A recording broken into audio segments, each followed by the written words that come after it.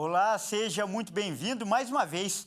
É muito bom estar em sua companhia. Agora são 11 horas pelo horário de Brasília e a partir de agora você acompanha comigo as notícias do Brasil e do mundo. E eu vou começar essa edição falando de política. Olha só, a PEC da transição já tem o apoio de 54 senadores para aprovação, 3 a mais do que o necessário. O número se baseia nos partidos que já sinalizaram favoráveis à medida. A PEC idealizada pelo governo eleito Lula para viabilizar o aumento do Auxílio Brasil para R$ 600 já tem um número maior que o necessário para aprovação.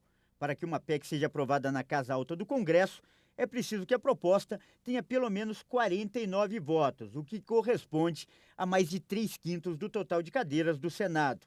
Ao todo, segundo o levantamento de bastidores, 9 partidos com representação no Senado já declararam apoio à proposta de emenda à Constituição. Fora isso, há partidos que também indicam que podem apoiar a proposta, mas aguardam as negociações em relação ao texto antes de adotar um posicionamento. O partido do presidente Jair Bolsonaro, o PL, que tem 8 senadores, deve apoiar a PEC, pelo fato de o próprio Bolsonaro ter prometido durante a campanha a manutenção do Auxílio Brasil em R$ 600 no ano que vem. A PEC tem o objetivo de retirar o Auxílio Brasil do cálculo do teto de gastos, regra fiscal criada no governo de Michel Temer, que limita o crescimento das despesas públicas. O texto da proposta estabelece que os recursos destinados ao benefício social ficam fora da regra durante 4 anos. A expectativa de que, nesta semana, a PEC seja analisada na Comissão de Constituição e Justiça e, em seguida, no plenário da Casa. A proposta precisa ser aprovada em 2 turnos, tanto no Senado quanto na Câmara dos Deputados. Na Câmara são necessários 308 votos para aprovar uma PEC. Os partidos que compõem o Conselho Político da equipe de transição somam 216 deputados. O governo eleito espera o apoio dos partidos da base de apoio do presidente Bolsonaro, que juntos têm 175 parlamentares.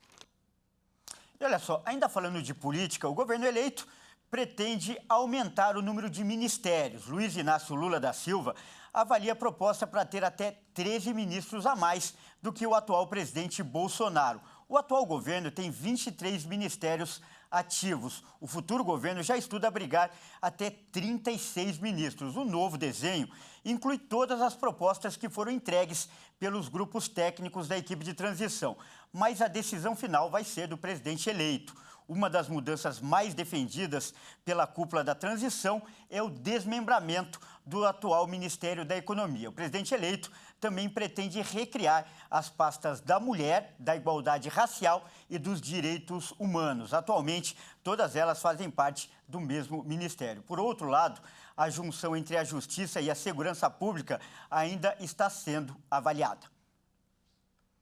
E eu mudo de assunto agora para falar de economia. A segunda parcela do 13º salário vai injetar cerca de 113 bilhões de reais na economia brasileira. E o principal destino, mais uma vez, será o pagamento de dívidas.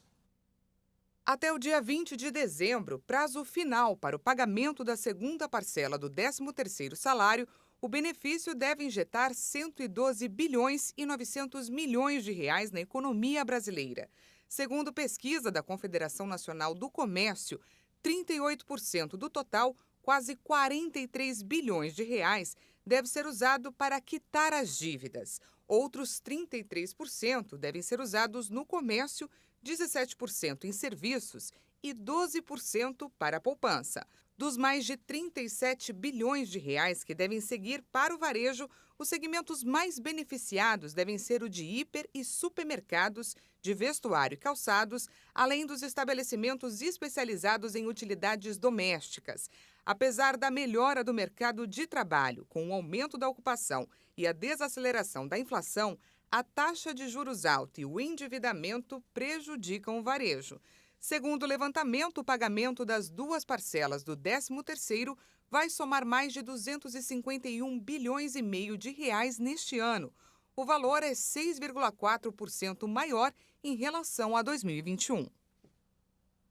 E eu volto a falar de economia e com um dado preocupante. De cada 4 profissionais, um já foi demitido, olha só, por conta da idade. Os dados são de um levantamento feito em agosto com profissionais de recursos humanos.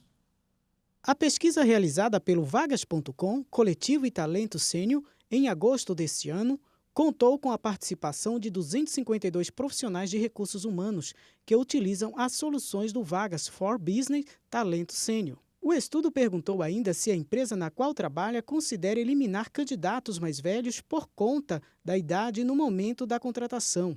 1 em cada 5 participantes informou que considera essa possibilidade. O levantamento procurou saber também se a empresa na qual o profissional de RH trabalha contratou alguém com mais de 50 anos nos últimos 6 meses. Do total, 42% disseram que não contrataram. Além disso, 81% disseram que a companhia onde trabalham não promoveu nenhum programa para a contratação de pessoas com mais de 50 anos no último ano. As palestras e ações sobre etarismo praticamente inexistem no ambiente corporativo. De acordo com a pesquisa, 90% informaram não ter conhecimento de ações nesse sentido. O assunto agora é educação. Aconteceu neste domingo a primeira fase do vestibular da FUVEST 2023. O índice de abstenção se manteve próximo ao do ano passado. Ao todo, 114 mil estudantes se inscreveram para a prova. Desse total, 13,8% não compareceram. No ano passado, essa taxa ficou em 13,7%. Nesta primeira fase, os vestibulandos tiveram 5 horas para responder 90 questões de conhecimentos gerais e múltipla escolha.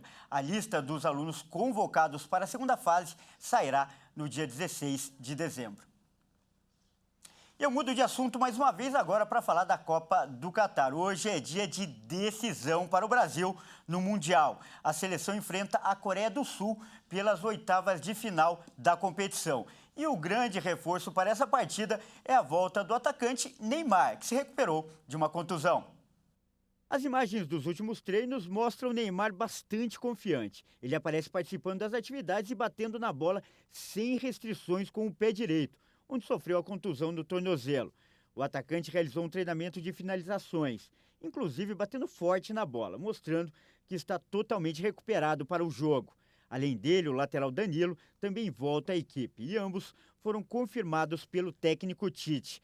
A seleção brasileira enfrenta a Coreia do Sul pelas oitavas de final da Copa do Mundo. O duelo no estádio 974 em Doha, no Catar, acontece às 16 horas. O provável time titular é o seguinte: Alisson, Éder Militão ou Daniel Alves, Marquinhos, Thiago Silva e Danilo, Casimiro e Lucas Paquetá, Rafinha, Richarlison, Neymar e Vini Júnior.